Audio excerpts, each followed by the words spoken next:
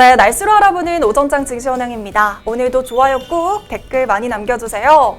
네, 여러분 오랜만입니다. 추석은 잘 보내셨나요? 2020년에는 공휴일이 많이 없어서 모처럼 다가온 5일이라는 연휴가 너무나도 달콤했던 것 같아요. 근데 진짜 거짓말 안 하고요. 눈을 딱 감았다 뜨니까 그냥 순삭입니다. 다들 건강하고 즐거운 연휴 보냈으리라고 믿습니다. 푹 쉬었던 것만큼 다시 힘차게 증시 기상도 시작해볼게요. 네, 먼저 맑은 날씨를 보여주고 있는 지역에는 렘데시비르 관련주와 현대기아차, 보합권에는 풀무원과 LS전선 위치해 있습니다. 전체적인 종목을 한눈에 볼 수 있도록 표로 정리해봤습니다. 화면으로 살펴보시죠. 네, 렘데시비르 관련주 먼저 시작해볼게요. 트럼프 대통령이 코로나 바이러스 양성 판정을 받았다는 소식이 전해졌습니다. 이 가운데 트럼프 대통령이 처방받은 약에 대해서 관심이 쏠리고 있는데요. 트럼프 대통령은 항바이러스제로 알려져 있는 렘데시비르와 현재 개발 중인 항체 약물을 함께 투여받고 있는 것으로 전해졌습니다.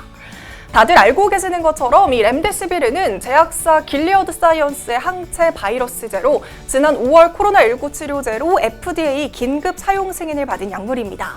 주로 중증 환자 치료에 사용이 되고 있고요. 국내에서도 중증 환자에 투약이 되고 있지만 트럼프 대통령은 중증은 아닌 것으로 알려졌습니다. 트럼프 대통령은 확진 판정 이후 렘데시비르를 두 번째 처방을 받았는데요. 처방을 받은 뒤 다른 산소 공급은 필요 없이 편안하게 휴식을 취하고 있다고 트위터를 통해 전하기도 했습니다. 이에 따라 방역당국에서는 우리나라에서도 코로나19 확진자 529명에게 렘데시비르를 투여했다고 밝혔습니다. 이런 소식들에 오늘 주목을 받는 종목들은 렘데시비르 관련주가 아닐까 싶은데요. 대표적인 종목으로는 렘데시비르 주 원료인 뉴클레오시드를 생산하고 있는 파미셀이 있고요. 이 밖에도 신풍제약이나 진원생명과학, 맥스로텍 등이 있습니다.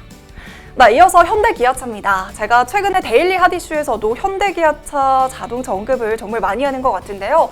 현대기아차가 지난달 미국에서 동시 반등에 성공했습니다. 코로나19 사태 이후 7개월 만에 판매량이 증가한 건데요. 3분기 전체 판매량도 글로벌 완성차 업체와 달리 홀로 플러스 성장을 기록하고 있습니다. 이렇게 실적 어닝 서프라이즈를 보인 이유는 무엇일까요? 업계에서는 미국 시장 회복에 맞춘 현대기아차의 공격적인 신차 출시와 마케팅이 주요했다고 분석하고 있습니다. 특히 SUV가 효자 역할을 했는데요. 3분기 미국에서 판매된 현대기아차 모델 10대 중에 6대가 SUV였습니다. 또한 현대차의 중형 SUV 투싼은 지난달 1만 644대가 팔려서 5개월 연속으로 1만 대를 넘었고요. 기아차의 대형 SUV인 텔루라이드는 소형 SUV인 셀토스는 월간 최다 판매량을 기록하기도 했습니다. 이처럼 분기 소매 실적과 관련해서 코로나19 대유행에 따른 침체에서 벗어나서 실적이 회복되고 있음을 보여주는 또 다른 지표라고 평가되고 있습니다. 이어서 보합권에 위치한 풀무원입니다. 코로나19 팬데믹으로 인한 불황 속에서도 오히려 지난해 실적보다 높은 기록을 세우며 눈에 띄는 성장세를 보인 실적주에 대한 시장의 관심이 커지고 있습니다. 오히려 그동안 주가의 상승을 이끌었던 성장주는 최근에 상승세가 둔화되고 있고요. 반면에 꾸준히 해외 시장 판로를 개척하면서 실적을 내왔던 업종들이 향후 주가 상승 여력이 있다는 분석이 나오고 있습니다. 그중 식품주가 꾸준한 실적을 보여주고 있는데요. 풀무원을 살펴보자면 작년 대비 올해 1분기는 102%, 2분기에는 36% 실적이 좋아졌고요. 3분기 역시 55% 성장세가 예상이 되고 있습니다. 특히 풀무원은 해외 실적이 상당히 좋아졌습니다. 2분기 풀무원의 해외 법인은 2011년 1분기 이후 9년 만에 흑자 전환을 기록했습니다.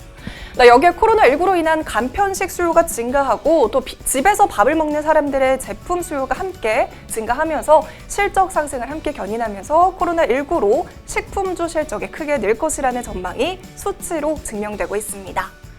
마지막으로 LS전선입니다. 최근 전기차 시장은 아무래도 글로벌 최대의 관심사가 아닐까 싶습니다. 이에 따라 기존 사업에 2차 전지나 전기차 관련 사업으로 확장하려는 기업들의 움직임이 보이고 있는데요. LS전선 역시 전기차 부품 사업에 총력을 기울이고 있습니다. 이 전기차 시장의 가파른 성장세에 맞춰서 3년 내에 전기차 부품 매출을 지금의 3배로 키우겠다는 계획입니다. 전선업계에 따르면 LS전선은 2023년까지 전기차 부품 사업 매출을 3천억 원대로 끌어올린다는 목표를 세웠습니다. 이런 목표에 발맞춰서 전기차 부품 매출은 지난해에는 전체 매출의 1.3%인 600억 원에 불과했지만요. 올해 매출은 지난해보다 67%나 늘어난 1,000억 원 안팎이 될 전망입니다.